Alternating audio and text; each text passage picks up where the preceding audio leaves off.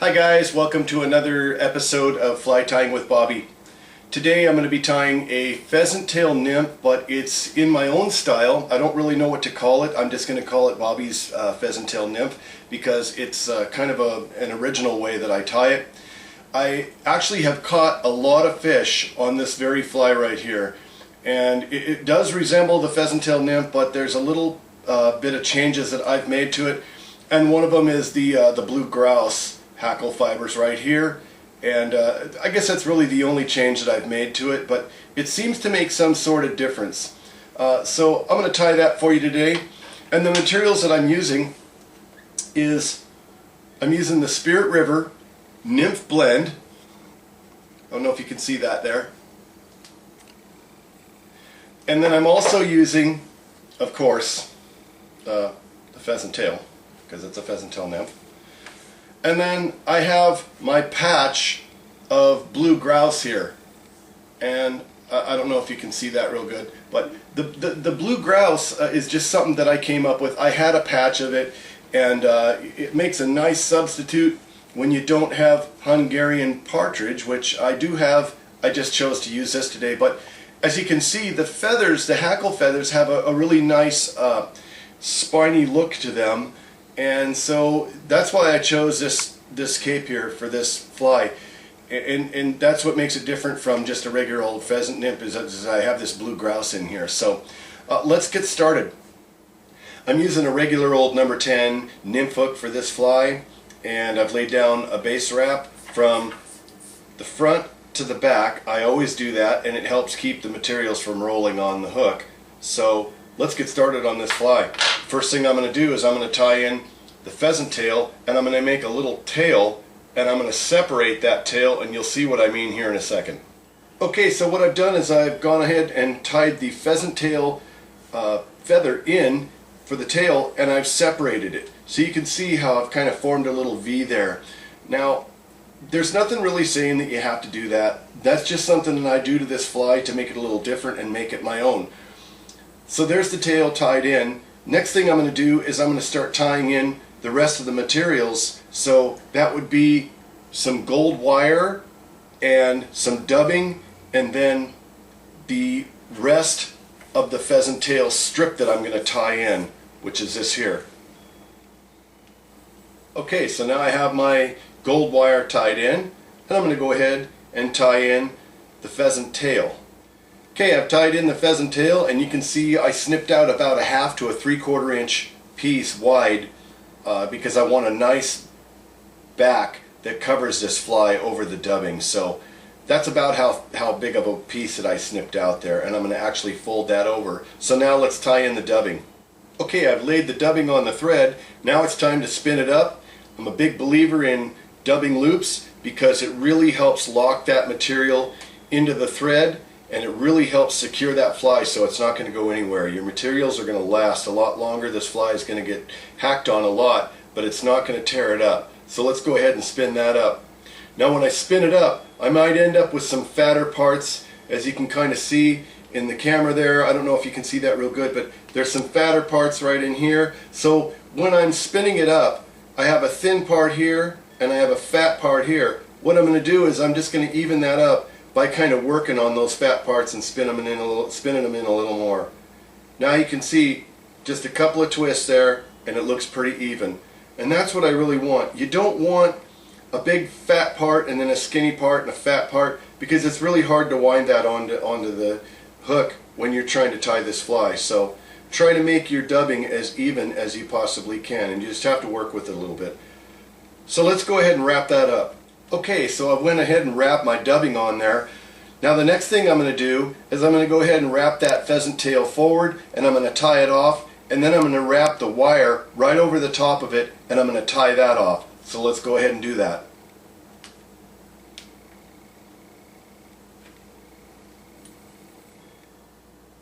There's my pheasant tail tied forward. Now let's wrap the wire.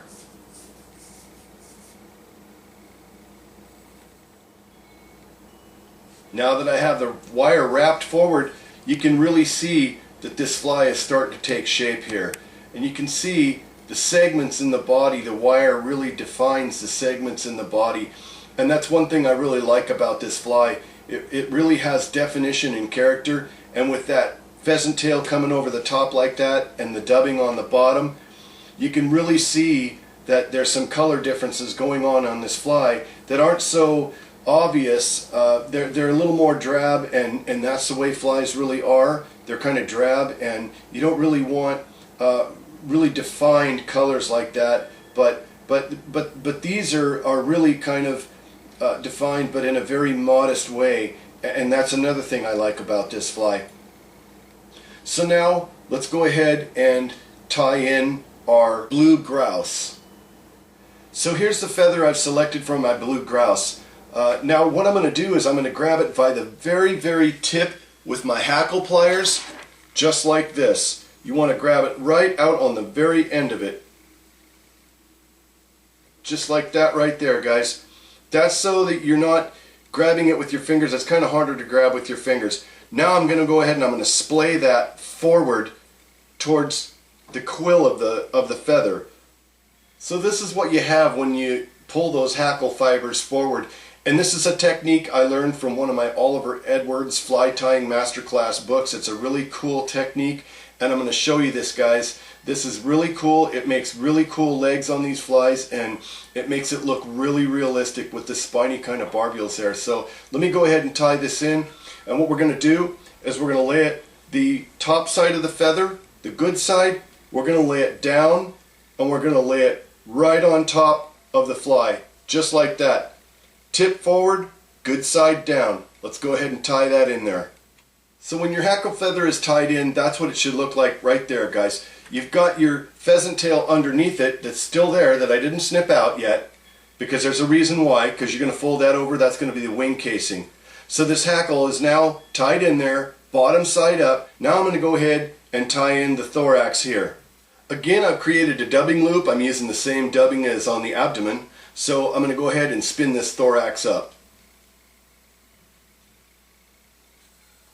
I've got the thorax on there, and what I did was I made it kind of bulbous right here in this little area because I want some definition to the fly. I want the fish to see the definition in sizes between the body segments. So now the next thing we need to do is we need to pull this blue grouse over the top of the dubbing and fold it over. Now here's one step that you're going to want to really be careful with. The tip of the hackle is very sensitive right there, and if you pull too hard you'll break it, and when you break it you're done. You have to undo all this stuff here, and then you have to start over tying another hackle feather. So when you fold this over the top, just be really careful. Don't put a lot of pressure on it. You're not looking for a lot of pressure, you just want the legs. And you'll also notice that there's not very many hackle fibers on here to begin with, so we really want to get just the good prime ones right in there before we get into this fluffy stuff back here. So I'm going to go ahead and fold that over now.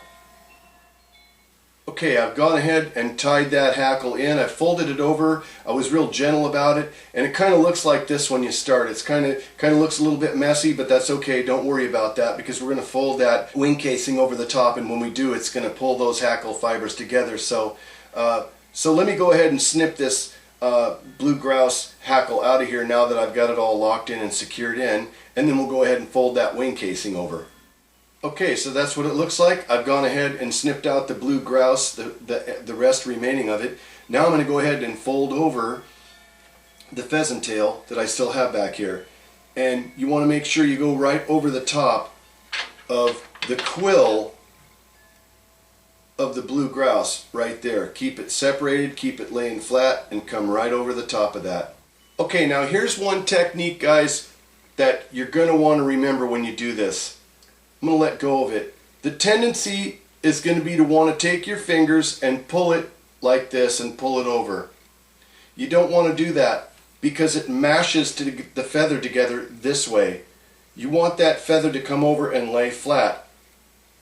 So you don't grab it with your fingers this way, you grab it with your fingers flat this way. And watch and you'll see what I mean right here.